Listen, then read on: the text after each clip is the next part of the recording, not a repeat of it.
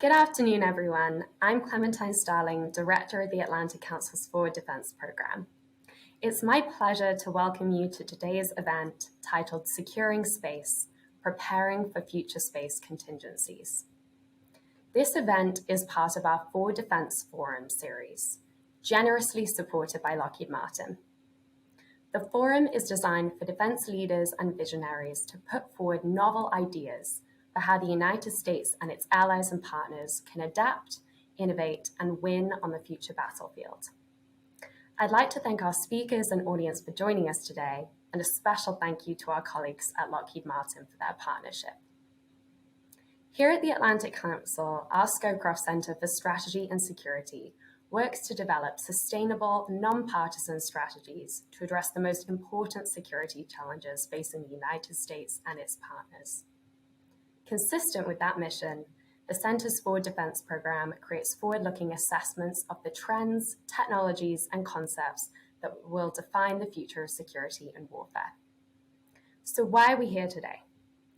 Outer space is radically changing, and with it, so is the security landscape.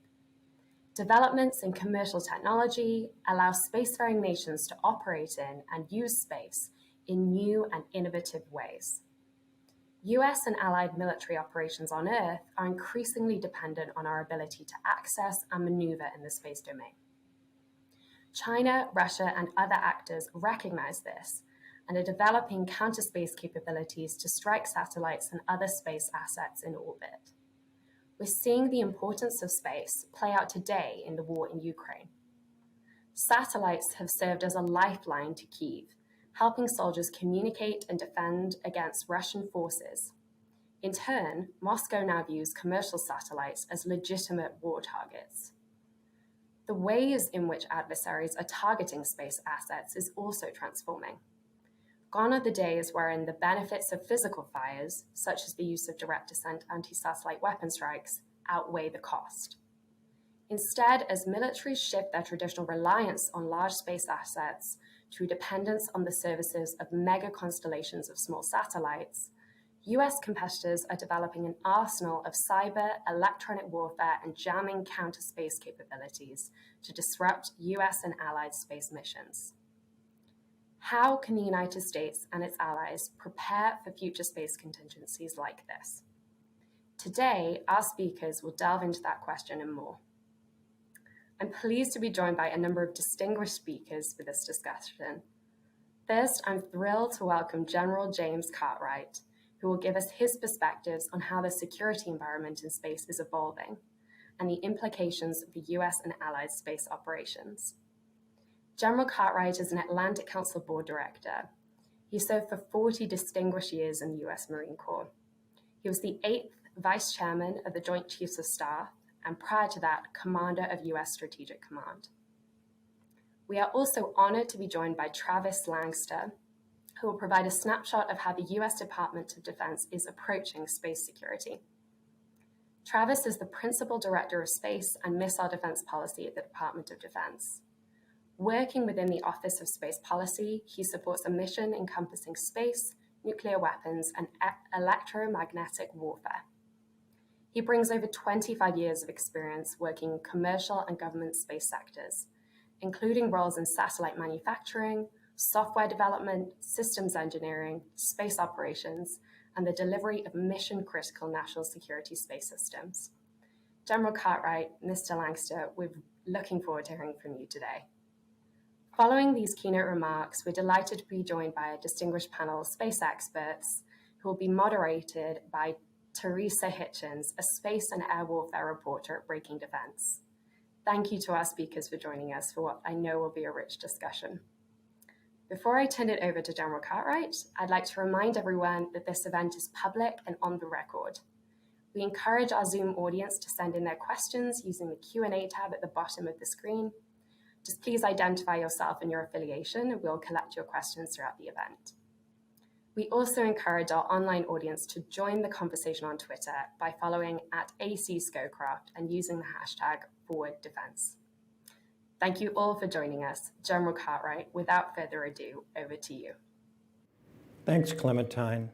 I look forward to this opportunity talking about space, my time as a Marine, I don't think any of my compadres would have had this conversation, unfortunately. But I go back, when I start these conversations, to a document that I really focus on and I encourage others to look at, which is the National Intelligence Council's Global Trends. And the one I'm going to refer to is Global Trends 2040. But in that Global Trends, it highlighted one of the areas that were a concern, and it was the ability and the understanding and the development of norms and means for space. And it saw that as a weak point. It saw that as a potential flashpoint. The inability to have a set of norms and means and laws essentially associated with space as we start to develop this domain sits as a flashpoint in the eyes of the National Intelligence Council. So if you look at space today and you take a look at the things that are happening there, we are in a transition. We're in the midst of a transition in this domain that moves from discovery, which was principally the focus of NASA, to one of commerce.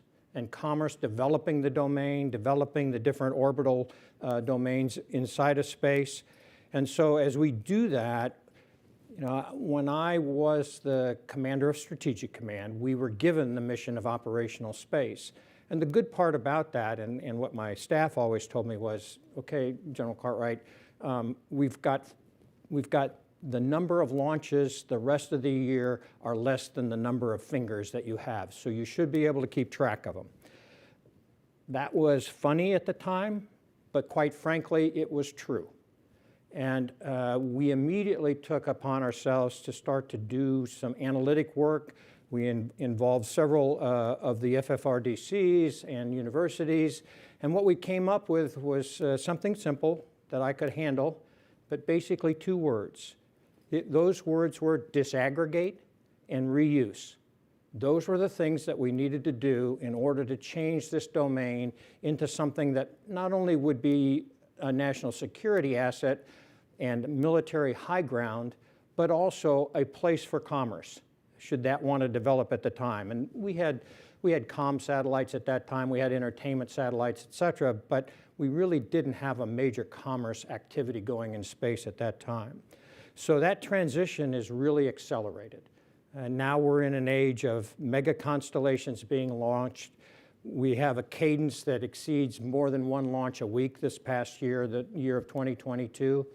Fundamental shifts in the activity, fundamental shifts in the value proposition, fundamental shifts in the requirements and the needs and the authorities necessary to understand the simple terms that are necessary. Do the things that we have done in the sea, do the things that we have done in air, in norms and means, do they still apply in space? How is it different? What does it look like? Much of that will be the discussion of the panel today, but these are fundamentally different. And Atlantic Council earlier this year did a space study, and one of the things that we pushed on was cislunar space and how important that was going to become. And that was prescient. I mean, at the time, people kind of looked at us askew, but quite frankly, now it's one of the top 10 priorities of the Space Command, one of the top 10 priorities of the nation. And so looking at that in a different way is where we are. If you look at NASA today, NASA is divesting itself of much of the responsibility of the gravitational orbits around Earth. The CLIPS program for NASA, the Artemis program, all are programs that fundamentally are using the private sector to do exploration, to do the filling out and the fleshing out of comm networks, of navigation, timing, those types of capabilities, and then putting vehicles on the lunar surface, starting to look for water, which if we can find water, changes the whole activity up there from a commerce standpoint and from a national security standpoint. And so these kinds of transitions are where we find ourselves. At the same time, where there's money, there's mischief. And so, not to claim anything against anybody here, but when you look at what we have seen over the past few months from China and from Russia, whether it be in ASAT tests, whether it be in non-kinetic blinding and cyber activities in space. All of these things are being demonstrated at the kinetic level and at the non-kinetic level in space. That's not pie in the sky anymore. That is a reality that we're having to deal with. And when we look at that, we basically end up with a construct that says not only is space getting congested with these large constellations, but it's also being contested. And contested in many different ways and in many different domains. And when we see activities like the Falcon 9 from SpaceX, which gives us the reuse capability, at least for the first stage, to get us out of the gravity well of Earth, and the cadence at which that is going, and how that's fundamentally different, and how most of its missions are commercial. And that the national security side of the equation is no longer the runner and the big scale person in space. When you look at Starlink and you look at the transition from Starlink into Starshield, those are areas where you start to see where different countries, including our own, are starting to move towards this value proposition and how we're going to do competition in space. I think that the one thing that I walk away with, back to what the National Intelligence Council said, is that the body of regulatory legal frameworks is insufficient as it stands today. It's not because of a lack of trying. We're having a lack of consensus, quite frankly, and that's to be expected. There's value here. Everybody's competing for the space, and everybody's competing for some sort of competitive advantage. But unfortunately, the simple things like the rites of passage and hostile intent are immeasurable in space today. We don't know how to look at these things. We cannot use the law of the sea as a moniker for this. It's insightful, but it's not the same. And so this has to be fleshed out. We have to start working on it. It will not be us alone, but quite frankly, we're going to have to lead it, because the conversation otherwise is just going to be done in secret, and we're going to be surprised in a way that we don't like. I think also we have to make sure that we understand our intent and our communication to the world. And for me, the characterization of our purpose and intent has gone from enabling and supporting to constructs that are basically characterized as strategic assets and domination. And those words are how we are articulating space. And they telegraph an uncertain intent on our part about how we think space is going to look. When I was at Stratcom, kind of a humorous little sidelight, I said, okay, so how are we going to do this, and how should I think about this thing? And the thought process at the time, they sent me a little stick character, a little person and a little robot. And basically, the little caption underneath of it said, "Danger, Will Robinson. The South Pole and Science Station is not what space is like anymore." And quite frankly, it was true. We're going to have to look at our own rhetoric. We have to understand what we're conveying to the public and what we're conveying to our adversaries and those who would compete with us, and how that sounds and how they measure intent. Because right now, that's what we can't measure. We do not have any way to measure intent in space at this point. If I look at the warfighting side of this equation and the threat side of this equation, and I'll wrap up with this, any contention by force or the art of paralyzing forces is considered the art of war, okay? And in the legal construct is considered how you look at war. And there is no differentiating in this domain from this domain to any other domain when you look at the definition of war.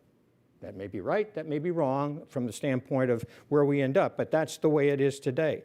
Nor is there any distinction between physical activities and non-physical activities. So if we blind, if we hack, if we ASAT, those are all considered not acts of war, but the art and the elements of war.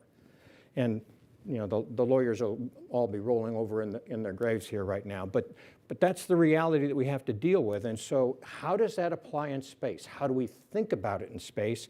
How do we think about not only kinetic and non-kinetic, but in space, quite frankly, there aren't a lot of people riding on the platforms.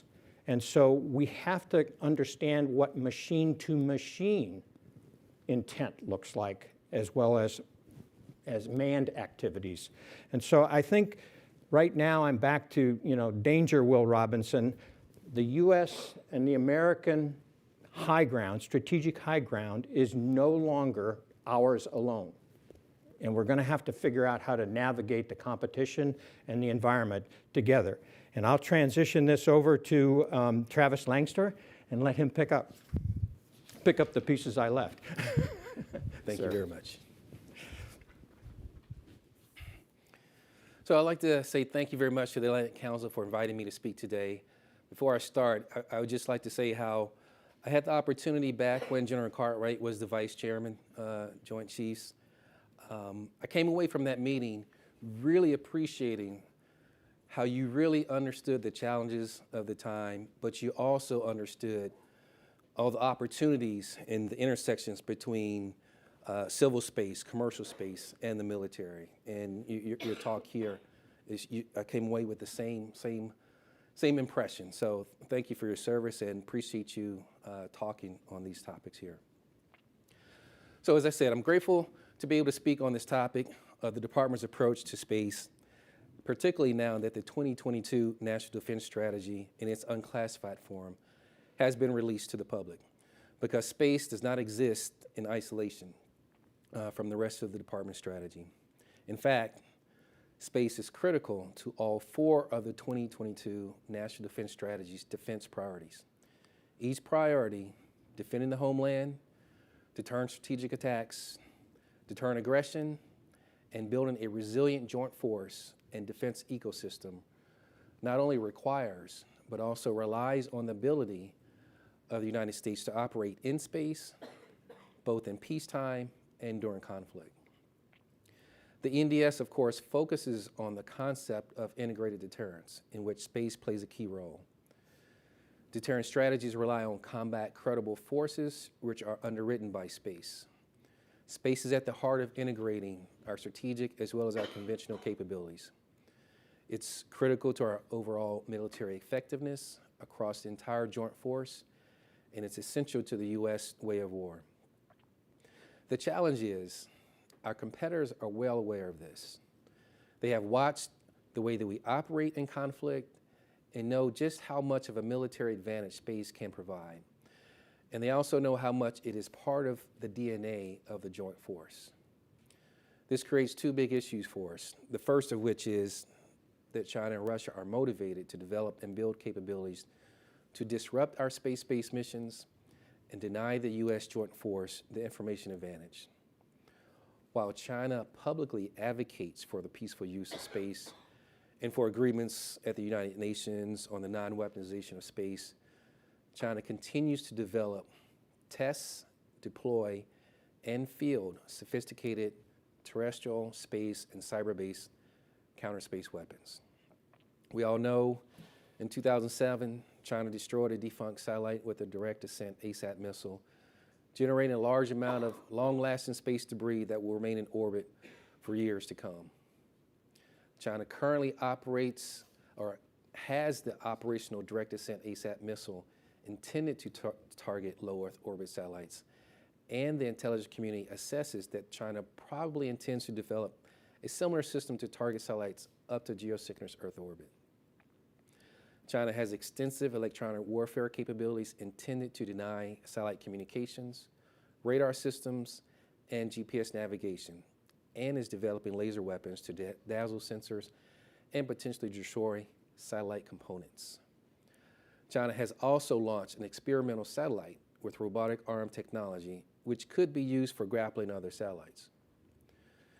All the while, Russia remains an acute threat to our space architectures, and it too is pursuing counter-space systems to neutralize or deny U.S.-based services as a means of offsetting a perceived U.S. military advantage. Russia is developing, testing, and fielding an array of non-destructive and destructive counter-space weapons, including jamming and cyberspace capabilities, directed energy weapons, on-orbit capabilities, and ground-based ASAT missile capabilities to target U.S. and allied satellites. This also includes the Noodle direct-ascent ASAT weapon, which Russia irresponsibly tested last November. This test generated over 1,500 pieces of trackable debris and helped spur the U.S. commitment not to conduct destructive direct-ascent ASAT missile tests. This is the norms that you were talking about, General Cartwright. Now, for the second challenge, the United States' ability to successfully leverage space in support of the joint force seems to have given China a pacing threat, something to emulate. China has pushed for massive growth in space over the last decade, doubling its launches per year and its satellites on orbit, launching over 150 satellites in 2022 alone, bringing China's total over 650. Among these many satellites are advanced communication systems able to transmit large amounts of data, improved positioning, navigation, and timing capabilities, and increasingly sophisticated intelligence, surveillance, and reconnaissance technologies and techniques improving what China can collect from space. Why is this a challenge for us? As the 2022 NDS puts it, increasingly sophisticated and proliferated space-based ISR networks and improved command and control systems have greatly improved the precision and accuracy of missile systems the PRC would employ to deter and counter U.S. forward presence and operations, especially in the Western Pacific region. China has been writing about strategic integrated deterrence since at least 2001, but as the PLA's conventional forces grow and modernize, the PLA is increasingly integrating its space, counterspace, cyber, and electronic warfare capabilities in support of conventional joint operations to include long-range fires to challenge our ability to project power. In other words, China is not only developing systems to kill our satellites, it is developing the architecture to leverage space to enhance its own combat power and fight and win in a modern military conflict. So how do we deal with these evolving threats? Going back to the National Defense Strategy and integrated deterrence, which directs us to develop, combine, and coordinate our strengths to maximum effect. That effect being that our adversaries do not believe they can outmatch us or successfully keep us from intervening if they undertake acts of aggression. Per the NDS, integrated deterrence is enabled by combat credible forces prepared to fight and win as needed, and backstopped by a safe, secure, and effective nuclear deterrent. Our job in space is to ensure we can continue to support both of these things, a joint force that has the command and control and the eyes and ears that space provides, and survivable missile warning, missile tracking, nuclear command and control, and communications. We do this through focusing on mission assurance, the ability to withstand, fight through, and recover quickly from disruption. To ensure our most critical space-based missions continue to support the joint force and make sure that China doubts that it can disrupt us in space and gain the information advantage. Resilience in space, along with cyber, is called out as a specific priority in the National Defense Strategy. Adopting a more resilient space posture is critical to ensuring operations across all domains in any phase of competition, crisis, or conflict. DoD is accelerating the transition to a more resilient space architecture across space, link, and ground segments, which will help blunt adversary attacks against U.S. and allied space systems and provide continuous support to joint and combined operations on Earth. The U.S. Space Force, which is celebrating its 3rd birthday later this month, is working to design a more robust architecture known as a resilient by design architecture. This advances joint and combined force capabilities through a threat-informed, data-driven force design process. This process is deliberate and iterative, and is already beginning to bear fruit. The new resilient missile warning, missile tracking architecture is the first result of Space Force's pivot to a series of architectures that will both improve mission assurance as well as capability as new designs adapt to evolving missile threats.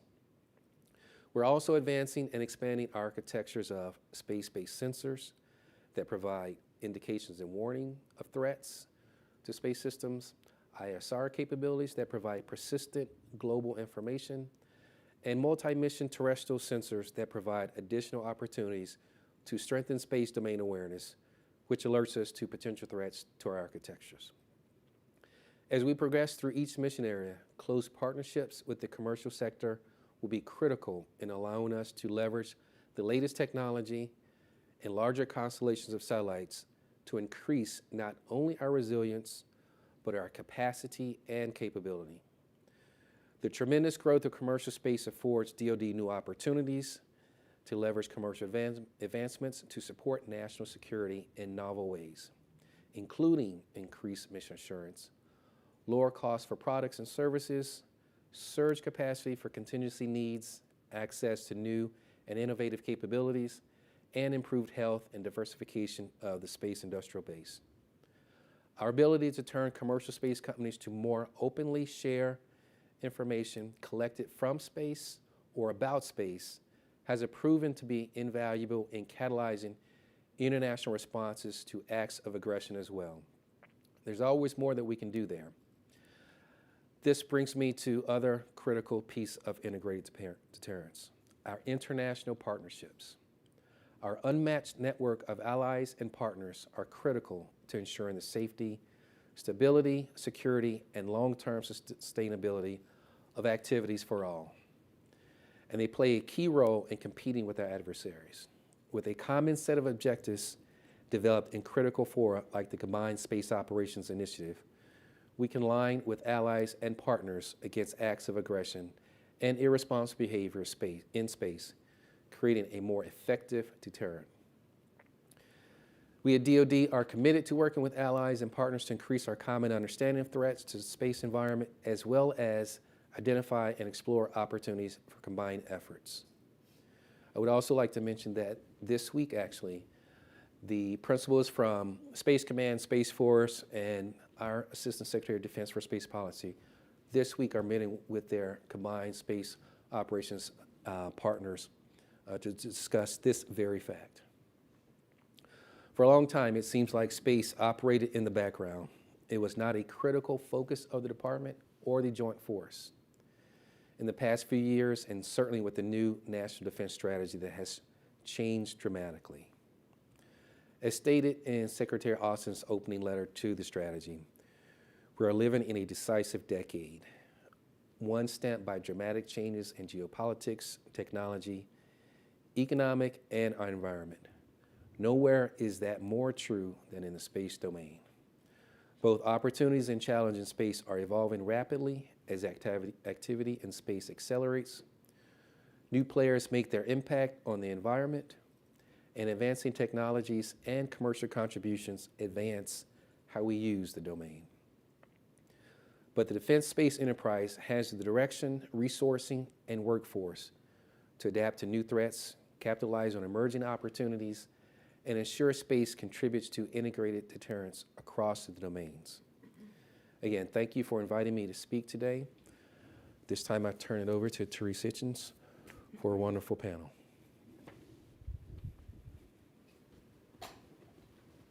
Thank you, Travis, and thank you to the Atlantic Council for putting this panel together today on what is an incredibly interesting and dynamic field of study and national security strategy.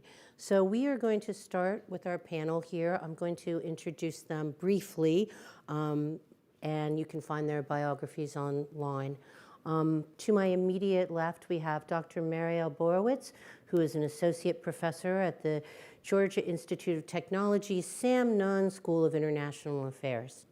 And next in line, we have Dr. John Klein, a faculty member at the George Washington University Space Policy Institute. Thirdly, we have Victoria Sampson, who is the Washington Office Director of the Secure World Foundation.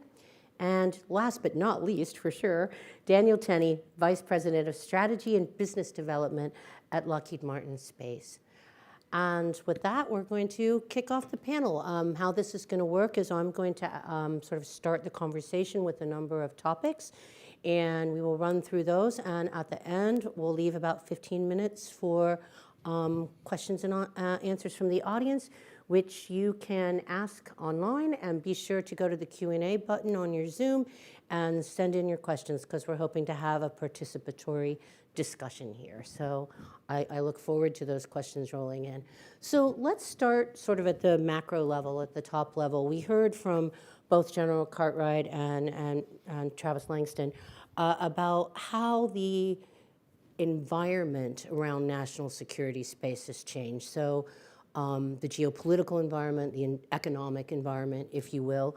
But let's talk a little bit about how national security space thinking, both political and military, has changed or not changed since maybe the 1990s. I mean, prior to the 1990s, we know we had a kind of strategic view that looked at space as part of our nuclear strategic environment, assets in that vein, more as something to protect our ability to have nuclear deterrence.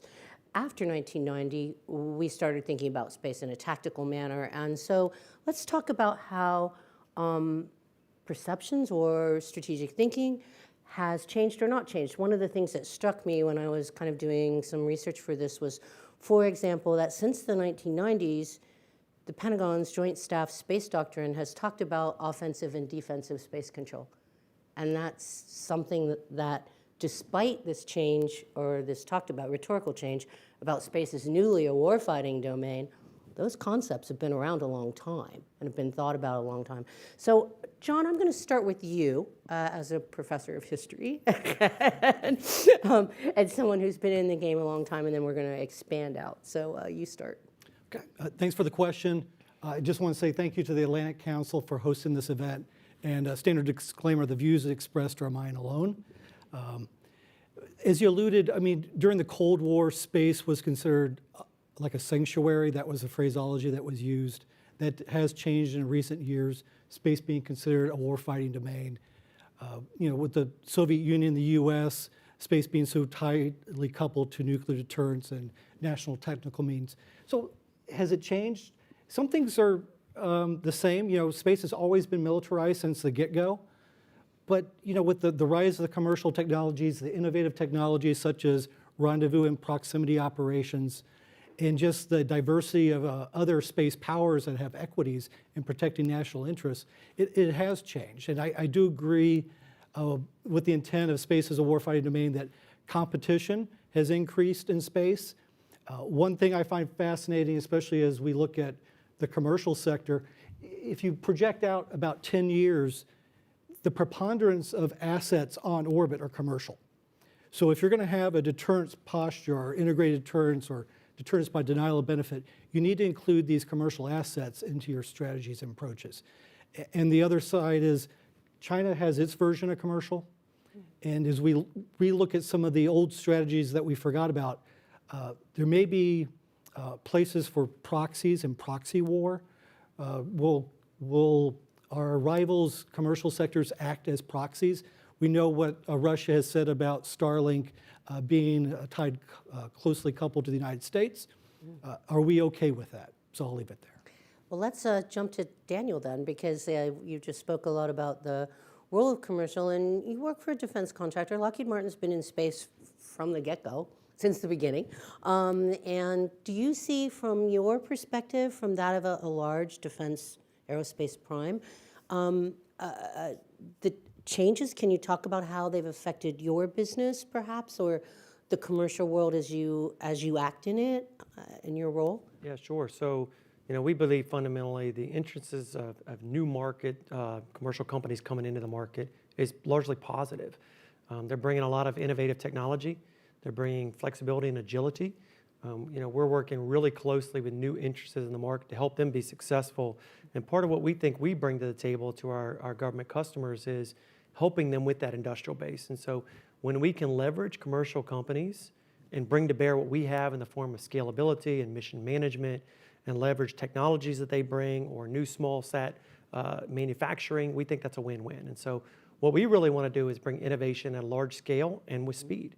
We know that we have to move faster. Our tech refresh needs to be more rapid than it's ever been before. And so you probably saw we had a number of recent announcements with organizations such as Terran Orbital, who's a small satellite manufacturer. We have some partnerships with ABL to enable robust, low-cost launch capabilities.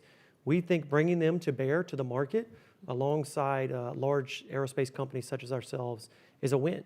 It helps us to keep superiority and innovation within our domain. Mario, you study international relations, you teach international relations. Talk a little bit about what John was saying about the relationship with China, for example, and the questions of do you think our adversaries think fundamentally, or potential adversaries, I should say, competitors, nicer way of putting it perhaps, think differently about space than they did in the 1990s? Do you think relations in space have fundamentally changed, or are they just more overt? I mean, you know, we had a pretty strong competition with the Soviet Union in the 1990s, and I remember the Rumsfeld report about a space Pearl Harbor back in the day. So it wasn't like we were not thinking about war fighting or competition in space, maybe not with China at the time. But can you talk a little bit about that, how that has changed at the geopolitical level? Yeah, absolutely. So I think, you know, the environment itself has changed, right? The number of satellites, the capabilities of those satellites. So I think you're right on in the idea that there was a steady growth in the use of satellites for economic purposes, for national security purposes. And as that growth occurred and our reliance on space occurred, its strategic importance changed. And I think you know, strategic adversaries and others certainly recognize that. I think the Rumsfeld Commission report in 2001, you know, was a big point where we recognized that, right, and said, you know, we are very reliant on space. Space assets are kind of inherently vulnerable. So I think that is somewhat of a turning point. But our reliance on space has also increased, and as have those potential adversaries, right? They also have increased their space capabilities. And I think that, again, changes the way that interaction works, right? Where it's not quite as asymmetric as it maybe once was.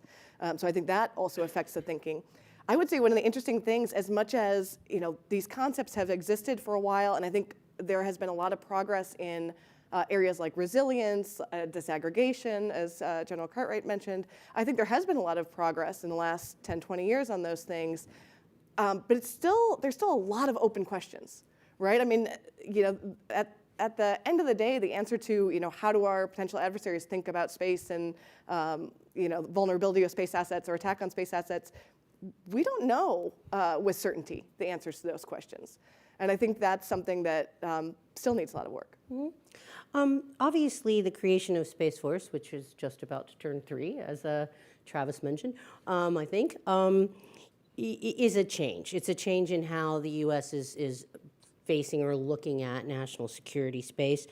But at the same time, there seem to be a lot of questions that remain unanswered about exactly what its role is. And so I wondered if we could kind of dive into some of those the Space Force's raison d'etre and what some of the mission sets or the priorities ought to be. For example, there seems to be still a question about what near-term priorities should be versus what long-term, you know, posture should be, things like that. I kind of want to start with the question of Space Force's role with regard to the commercial sector. And so I'm going to ask about how you see Space Force not just utilizing the commercial sector to create more resiliency, but does the Space Force then have a role and a responsibility to somehow protect and defend the commercial sector as that commercial sector goes forward and prospers? Victoria, I'm going to start with you because I know the Secure World, I know it's not your bailiwick per se, it was mostly your colleague Brian Whedon's, but you've done a lot of work with the confers, the parts of industry that are growing, that are doing more interesting activities. And kind of, can you talk to me a little bit about what's happening in that zone and how people are thinking about it? Well, I mean, the big question is, I mean, it's kind of crazy 3 years out. We're still trying to figure out what is the main reason for the Space Force. I think if you were to ask people in DC policy circles, you'd ask 5 people and get 6 responses. You know, is it there to fix acquisition? Is it there to give space a home? Is it there to acknowledge what the threat is and decide how to handle it? Is it there to, you know, operate, train, and equip forces? Yes, no, somewhat. And then, you know, is it meant to just do Earth orbit, or is it meant to go out to the moon and beyond?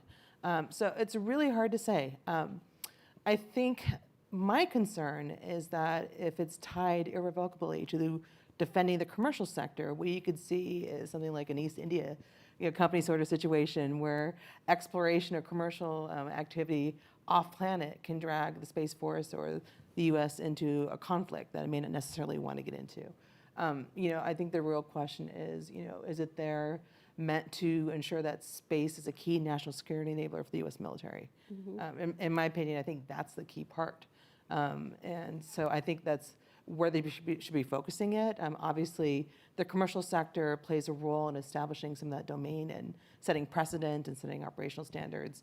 You know, Patsy talked about the rise of the commercial sector. I mean, if we're looking at the rise of very large constellations, we're looking at possibly hundreds of thousands of new satellites. I mean, the space domain is going to be a commercial sector. So we have to acknowledge that. But still, I think, you know, the Space Force should be focusing more on space as a key national security enabler. And the U.S. is not the only one looking at that. You know, if you look at, in 2015, Russia and China made essentially their equivalent of a Space Force. In 2019, obviously the Space Force started here, but France and Japan and India also started their version of Space Force. And the past couple of years, the UK, Australia, I mean, they've all established a military space organization. I think that really speaks to how important space is from a national security viewpoint. And how you go about doing that, I think it just really depends on where you want to go with it. John, you want to say something? Sure, I'll take the maybe a different view on this one. So for me, the role of the Space Force is, it's Title 10 authorities. It's organize, train, and equip. And I think the new Chief of Space Operation is laser focused on what he wants. They're not focused necessarily on the stand-up of the Space Force. It's more trying to normalize as just, as I say just, but as another armed branch of the military. So trying to get those relationships, working with allies and partners, providing forces, the capabilities and services that you need to the joint forces. I think that's what they're trying to work for. It's just, hey, just another service. On the commercial side, there is a lot of stuff to still be fleshed out there. I would say that not all commercial companies are the same when it comes to national security. So some of our more trusted partners are going to have a special relationship. So we need to figure out how to work identification. How do we cooperate in tense times?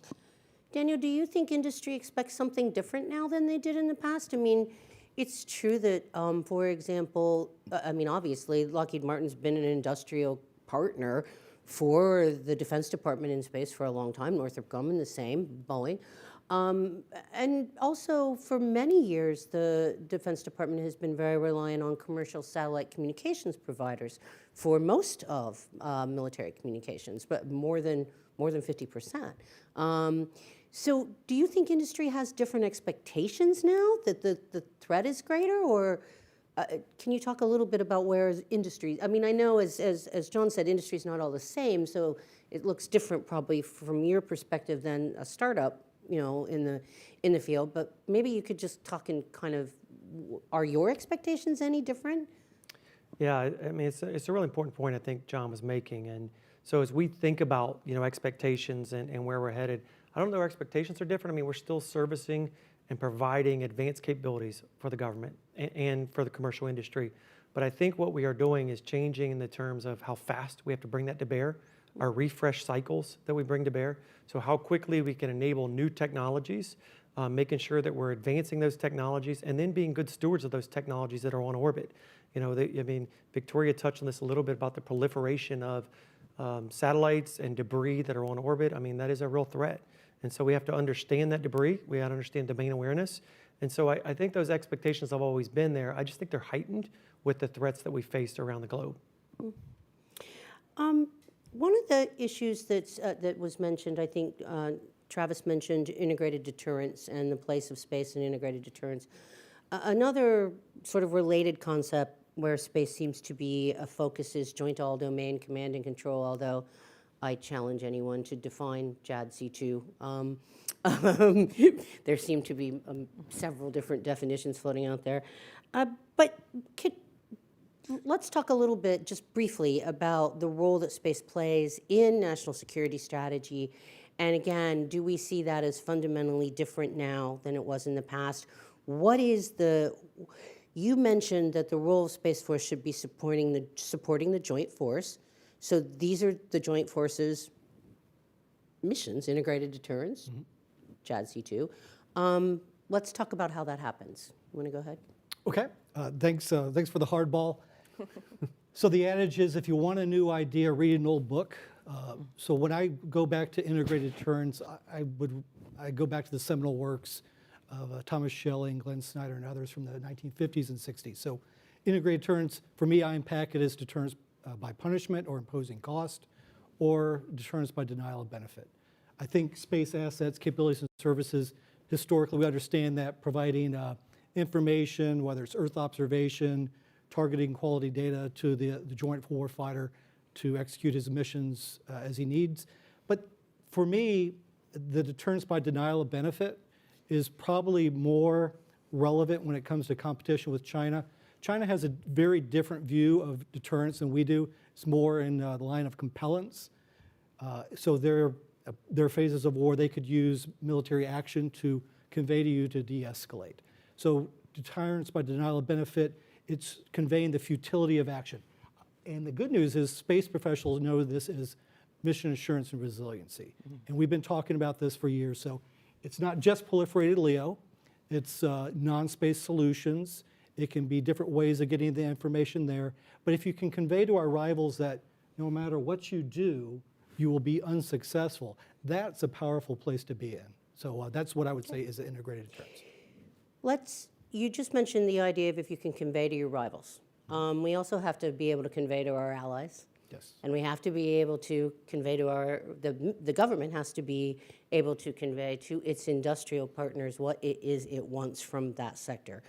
There has been a years-long campaign now by many senior leadership in military, national security space, for declassification around space activities. And this is not just declassification of rival capabilities or adversary capabilities, where we have seen some loosening of classification, mostly, I suppose, to make a point about the fact that their abilities have increased.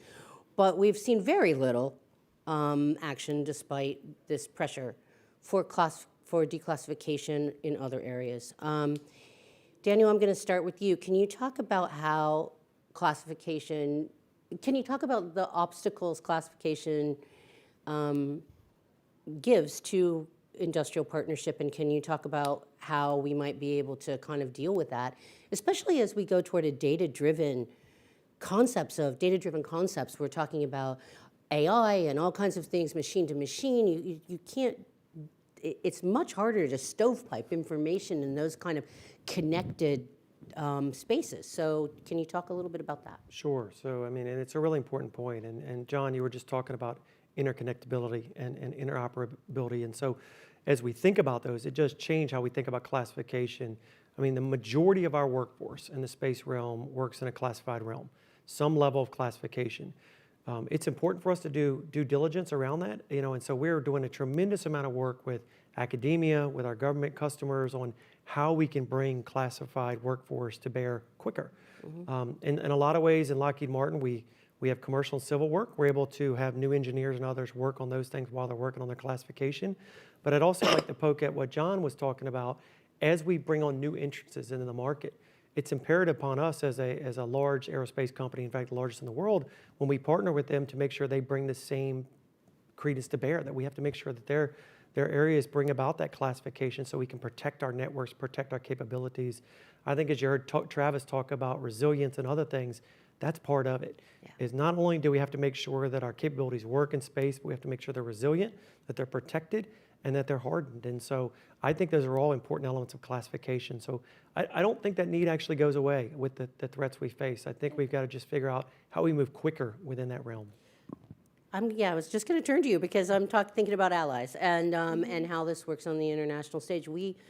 Part of our whole resilience strategy, part of our integrated deterrence strategy, as you heard today, is to rope in, if you will, allies and partners to get them on the same page, to be working together in ways that we never worked together before, like including joint programs, et cetera. How do we do this when we've got an environment where it's really hard to get things declassified? Yeah, so I think, part of the important realization here is that openness and transparency is really in the interest of the United States from a national security perspective.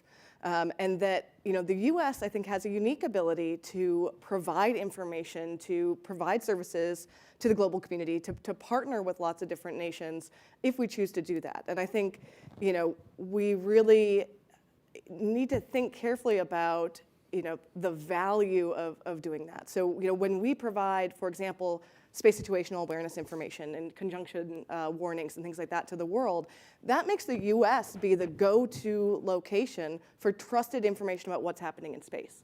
And I would argue that that is in the US interest to remain that trusted provider. And so now as we have kind of other potential sources of that information starting to open up, we're not the only game in town.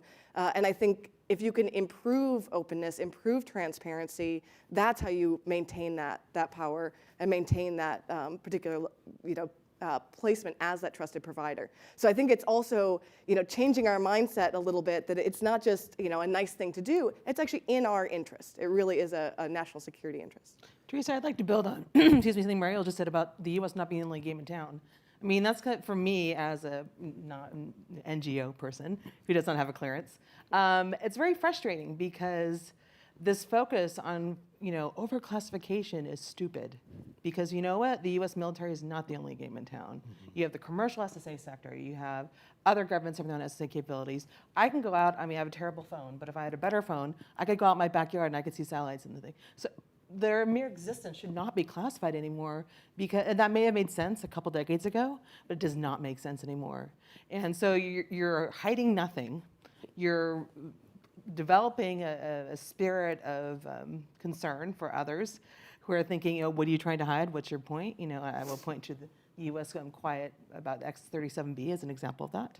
And then people just assume the worst. And that's a danger as well, because I think you could spur activities in an area you would not want to have that. And I will end by saying as well, it's hard to do strategic messaging when you can't be clear about what you're trying to deter, what you have to deter others. You can just be very tight-lipped, but that doesn't really get the point across.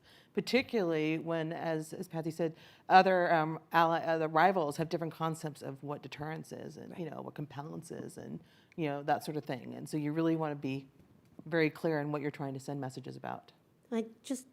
Taking the prerogative of the chair, just to note that one of the complaints that the U.S. often has about China in particular is that it is not transparent. Just throwing that out there. And transparency, in fact, is important to something that the Biden administration has said is important to it, and that is, and what General Cartwright was talking about, which is the establishment of norms and rules at the international level for space activities, whether they be peacetime space activities, whether they be commercial activities, or whether they be military activities, particularly if they are military activities in space. You can't really set norms and rules of behavior if you don't have transparency about what people are doing and what their intent is, what their military activities are. In fact, leading up to the current international debate, which is now focused on military or activities that might cause risks of inadvertent conflict in space, were a whole series of UN meetings that were held on transparency and confidence building measures in the mid-teens. So let's talk about rules of behavior and the fact that the Biden administration has endorsed the idea of not just norms, but specifically a norm against testing of ground-launched kinetic energy, destructive, debris-creating, whatever adjective you wish to use, anti-satellite weapons. And this seems to have, it's got some interest. The UN First Committee voted to support that resolution in the UN. Let's talk about where we're going with that, the importance of it, and how that links into national security strategy. Because it's not, you have to, I think part of what often happens here is we think about norms of behavior, diplomatic efforts in a stovepipe here, and we think about national security or military strategy here. And in reality, these are a spectrum of strategy, a spectrum of how you achieve your political goals. So I'm going to start with you, Victoria, because I know your organization has had the most, perhaps of everybody sitting here, maybe Mariel's had a lot too, of interaction on the normative discussions. Sure. So the UN has been discussing for the past year or so at a thing called an open-ended working group, the idea of establishing what does the international community see as responsible behavior? What do you see as the biggest threats? What do they see about ways to handle it? Because prior to that, the UN discussions were just stopped. There's disagreement as to what the biggest threat was. There's a disagreement about how to handle it. Should it be legally binding? Should it be something else? And so they've restarted it over the past year and a half by saying, well, we're going to focus on norms of behavior, because for space, really technology can be used in a multiple series of ways, but really it's what you do with it. And so we want to establish ways in which we can call out bad actors in space. For example, when countries do destructive anti-satellite missile tests, technically there's nothing illegal about that. Technically, it's bad form to deliberately create debris on orbit, and I think that's why the U.S. has established this direct-to-send anti-satellite tests moratorium, and that 9 countries have joined it on. And so I think that's really where the discussion is moving towards. And so I think the national community, if you look at these discussions in the United Nations, you see that there's kind of a gelling together of support. It's considered bad form to deliberately create debris on orbit. It's considered bad form to non-coordinated close approaches to other operator satellites. You should be acting with due regard. You should prevent harmful interference. And I know when I talk to people about this, they say, well, what does it matter? Why do these norms matter? It's because this is how you get support. This is how you get people following through. This is how you get expectations. This is how you can call out when there's bad actors. So it's a 2-step process. You need to have the international community come to agreement as to what is considered responsible and irresponsible behavior. And then you need to be able to identify that. And that's where something like space situation awareness or technical approaches that can not just identify behavior, but understand it and figure out where patterns of behavior. And that's where we're really going to have strength. And that's really, again, to the U.S. national security interest, because the U.S. is one of the biggest operators in space. And it's to the U.S.'s benefit to have a predictable, stable space environment, and having agreed upon norms of behavior, agreed upon responsible behavior that the entire world, or most of the world, agrees to. That's a fantastic way to go about achieving that solution. Mariel, let's talk a little bit about the role of norms writ large in international relations and national security strategy, because we have norms in other military domains. We have rules, and we have treaties in other military domains that actually affect behavior, the behavior of military forces. So can you talk about the value and maybe, just to remind people that norms are not something that just appeared out of nowhere related to space? Yeah, absolutely. So, you're exactly right. We have norms in lots of different areas, and this is something that international relations scholars try to think about, what is the role of norms? How can they make a difference? And I think Victoria actually did a really nice job of touching on some of the most important ways that the norms play a role. I mean, one is allowing us to have that conversation and be specific about, what constitutes responsible behavior, what constitutes doing something unsafe.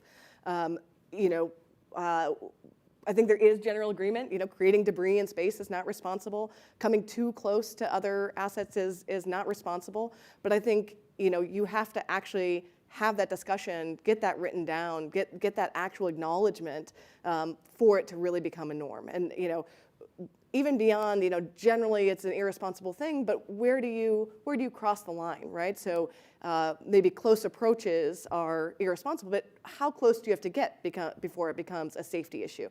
And if you don't have those conversations, it's really hard to ever come to agreement. And then I think, once you have those norms, just like Victoria said, that's when you're able to point to something and say, hey, we all agreed that's not safe. That's not responsible. And now this entity has chosen to do something that we all already agreed is irresponsible. I mean, I think that's a really powerful thing because until that point, and we've seen this in the real world, countries will carry out these types of activities and say, well, there's no rule against it. We're just testing out technology. We're not doing anything not breaking any rules, not doing anything bad.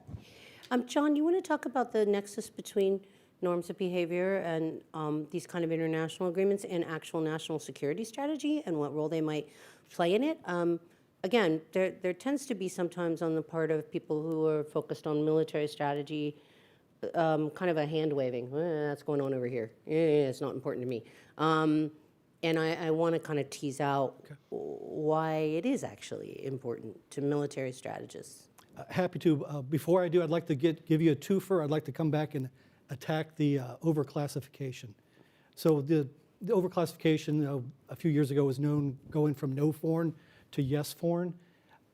And our allies and partners are very patient with the United States for overclassifying. And you'll see a lot of eye rolling from them when we put a no foreign stamp on something. But I'd like to propose a solution. So I still think the U.S. should pursue declassification or overclassification. But I think we need to make a hard break. And alluding back to my earlier point, the preponderance of assets on orbit are commercial. Commercial is going to be providing its own space situational awareness, its own information of nefarious activities.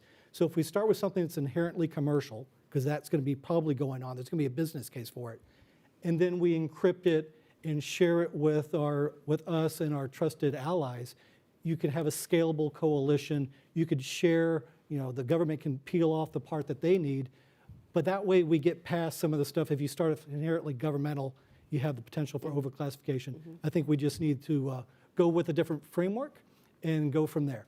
To back, why do norms matter? I don't have my counsel present, but if you talk about norms, you have to deal with rights and obligation, becomes into a big legal discussion. But for the warfighter, a deviation to a norm, why does that matter? Well, you're not going to declare something hostile if a norm is deviated. But what it does is it provides you cueing. Hey, this is outside what we consider normative behavior. Something's going on here. Maybe we should put more sensors on it. So sure, we have normative behavior for peacetime, and sometimes the rules of engagement during times of conflict may take those into account. But it's important to us, and it's important to our allies and partners that we have a shared understanding of what we think safe and responsible behaviors are. Okay. Daniel, do you think that there's a role for industry in setting norms of behavior? Yeah, so I really resonate with this discussion. I mean, we project in the next 10 years there's going to be over 10,000 new satellites going to put into orbit. Today, there's over 40,000 pieces of debris that we track. I spent a long time of my career in NASA, right? And we knew for a long time that it was becoming an increasing threat, just the proliferation of LEO and the debris that's in there. I think we have to be good stewards. I mean, John talked a little bit about this, but we have to be willing to cooperate with each other. Largely today, it's largely been through cooperation, but I think as we continue learning lessons from other domains of how we think about, whether it be in sea or air, and how we think about it, protecting those domains becomes critically important, because it's beyond just protecting our assets. It's also having safe ways that we're either going to deorbit or reuse materials that are out there. I mean, that's an increasingly high risk. So it's not just protecting what's already out there, but it's thinking about how we safely get rid of the things that are out there. I think an industry play a key role, and we have to be part of solving this solution to help governments worldwide deal with this. I also think, John, you're right about commercial. It's going to become an increasing risk to our commercial partners.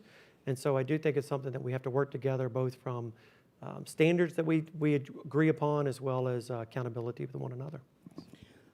So let's kind of move from maybe the theoretical, the construct up here, to more of the practical. And I guess my question here is about Ukraine. And Ukraine is, the place where we have seen space, particularly commercial space, come into the fore. And I'm in a couple of levels. First of all, the importance of space, connectivity, communications, as well as remote sensing, to the prosecution of conflict, and the use of commercial space as maybe a substitute or a complement to military space power, in actually a substitute for, if you really look at Ukraine's innate capabilities, right? So if we could kind of maybe talk about how Ukraine is maybe not change thinking, sharpened thinking about space and warfare and security. John, I'm going to start with you. Okay. So what's going on in Ukraine has relevance, and there's lessons to be learned, most definitely. Before we go down this path, we can't presume that future conflict is going to look like today's conflict. All right, so we need to plan for a range of potential futures, in our force planning and our strategies. But so we'll tease out what we're seeing as far as commercial assets being used in Ukraine. This kind of draws into this idea of hybrid architectures. So there's this concern with using commercial and governmental assets as part of a shared architecture with sharing. So there's legal scholars who write, David Koplow and others, about the intermingling of inherently military and commercial, which may provide you some cost savings and may increase your mission assurance and resilience. But there may be some unintended consequences. And it's probably more of a policy discussion than a legal discussion. But are you making it harder for your potential adversaries to discriminate between the military and the non-military object? So in the West, we have the law of armed conflict, and we try to follow that, and that's our allies and partners are on board. But by the intermingling through hybrid architectures, are we making that more difficult? That's a good question. And depending on how you answer that, so we're not going to give up using commercial assets. They're here to stay. But maybe we need to think harder about which commercial assets and in what manner we're used. Do we want to use commercial assets as part of the kill chain, or do we want to provide just benign communications information? But thanks. Do you have thoughts on that, Daniel?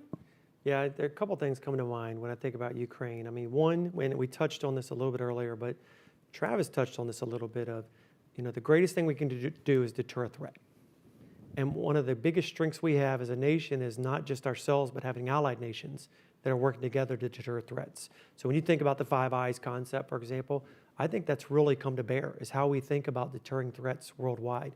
The second thing I think of is interconnectivity. The world has changed, and we believe that space is a force multiplier. And space being connected throughout space to other domains is critically important. So those are just some additional threats I think that have come to bear that we see as a result of the conflict of Ukraine and what we have to learn moving forward. Mariam? Yeah, I would say, thinking about a different dimension of this. So I think a lot about the remote sensing data in particular. And I would say there's slightly different lessons from the communications. But in the remote sensing realm, one, I think it's shown us just the importance of that data, right? Russia clearly has a robust reconnaissance satellite capability. Ukraine, when the war started, had one civil satellite for Earth observations. And yet, they're now, with this commercial data, holding their own, right, in terms of their ability to have surveillance and reconnaissance. And so clearly it's made a huge difference. I think the role of the US government in this, right, they were not just a bystander watching what the commercial entities were doing, right? They were actively involved very early on, purchasing data, being sure that data was collected, and encouraging the sharing of the data and the opening of that data. So I think there's an important role of still the US government and the strategic value from a US perspective. And then I think the other interesting dimension is the lessons being learned from this. So I think if you look at some of the statements from Ukrainian leaders, although I'm sure they're very happy to have this commercial data, they've also said, they believe that Ukraine needs to develop its own independent capabilities in the future, right? And so it's maybe a little bit different lesson learned than some people would think from this experience. Now this commercial data is here and that's available, but actually, the bigger takeaway was this is an important strategic asset, and we don't want to be relying on someone else. Teresa, I'd like to point out, I mean, one of the things that I find very interesting for Ukraine is that, my organization puts out a global counter-space threat assessment. We look at various counter-space capabilities, direct ascent, co-orbital, directed energy, jamming, cyber. And so there's a whole host of ways Russia could have, done its attacks there. But they did the way that I think a lot of people had anticipated, that if you're going to do a counter-space threat, you're not going to go against something that's in space. You're going to go against the ground segment, and you're going to do cyber. And that's exactly what they did. They did a cyber attack against Viasat's ground terminals to interfere with Ukrainian military communications. So it didn't create debris. It didn't instigate a kinetic response in any part. It hampered communications. It slowed it down. Viasat was able to fix it eventually. They got the new terminals out and were able to do it. But again, I think, I think when we talk space conflict and, counter space, whatever you want to discuss it, people tend to think of, fiery explosions in the sky. And yeah, that's great visuals, but realistically speaking, we're looking at cyber attacks, we're looking at jamming, we're looking at things on the ground that are much more accessible and therefore much more vulnerable. Okay, we're moving into the end game here, and I want to just squish one more issue in, and that's the issue of the future in that cislunar space. And we had 4 questions, and of the 4 questions that came in, 3 of them were about cislunar space. Not just about, whether we need to ramp up, whether this should be a priority for national security space, but also about the potential for international maritime law or practices to kind of transfer to these kinds of activities in deep space, deep oceans, deep space. You can see the train of thought. Let's just go quickly here and listen to people's thoughts on cislunar space. I'm just going to go down. You go. Sure. So I would say it's a mix. I don't think there's a lot of reason to think right now that it's going to be efficient or likely that people are going to put threats into cislunar space, that we need to be, watching for attacks in that area or attacks coming from that area. It's just very expensive and not super efficient. And same for force enhancement. Probably not a lot of benefit of putting communication satellites or reconnaissance satellites, maybe some resiliency, but it's expensive to do that. So I think the military interest here would be more, the US military has a history of providing infrastructure, whether it's position, navigation, and timing with GPS, or communications, or space situational awareness, space domain awareness. So I think building on that existing capability is one strength and one place I think the military may have an important role to play in supporting overall national goals and what NASA and commercial are doing.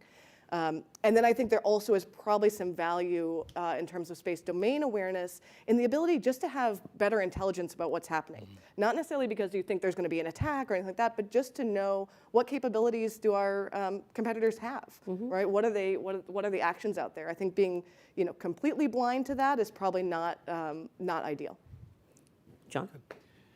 So when the 2022 National Cislunar S&T strategy came out, it did a really good job up front explaining what it was doing. I just want to remind folks, cislunar gets a lot of people's head to pop up in attention, but it's providing a guide to policy-making process and a common vision. So we're in the dialogue stage, and folks in the Space Force and the DoD, this is going to be mostly a civil function at this point, working with our allies and partners. And going back, we have the Artemis Accords, and a lot of this stuff deals with cislunar already, and we've entered into bilateral agreements. So let's remember, this is going to be a whole government approach. The Space Force and DoD is going to have a role in sharing and a partnership and collaboration to discuss. There was another section now, the S&T strategy, which I thought was good, that was kind of lost, but it talks about the importance of all U.S. departments and agencies to develop and retain a diverse workforce.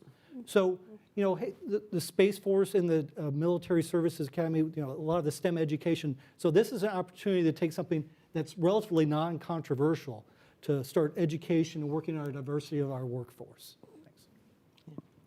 So for me, it's frustrating because I think oftentimes there's discussion about cislunar, like, oh, the military can expand there. There's going to be satellites and Lagrange points because it's going to keep us from getting to what we want to do in the moon. It's like, I have a degree in political science. Even I understand Lagrange points are hundreds of thousands of miles across. A satellite is not going to prevent other people from accessing, but it makes a nice visual.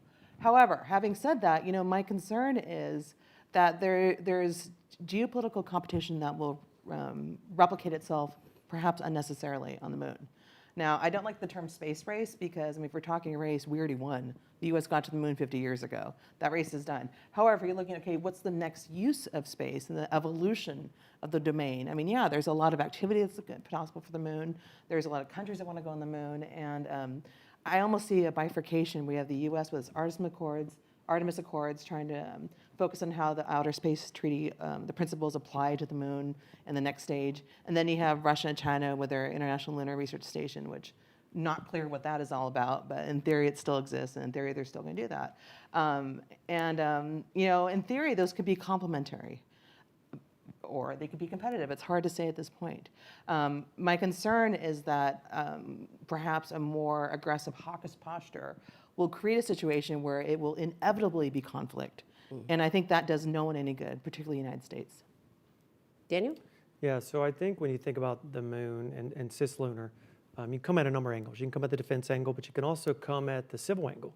Yep. And so the moon's very important to us. I mean, we also understand that space is a place that we can collaborate together across the globe, that we can see what's out there as we explore the unknowns of the universe. I think that we have been to the moon, but we've only been to a small segment of the moon. The moon is a great testing ground. I mean, if we eventually want to put life and venture into Mars and other planetary bodies, it's a great ground to do that. It's also a ground by having communications and other things around the moon that can allow us to go deep space and get rid of the gap. We know there's a huge communication gap as you go deep space. A large gap as you enter another atmosphere that you lose communications on. And so there are great uses for us. And we heard Travis earlier talking about commerce. And so as we think about the advancement of us as humans around the world, I actually think the moon's a very important piece of that. And on that note, I think we're gonna wrap up, and I think that's a good note to wrap up on, because we're talking about the advancement of humankind through the use of space and how space can actually be a benefit to humankind.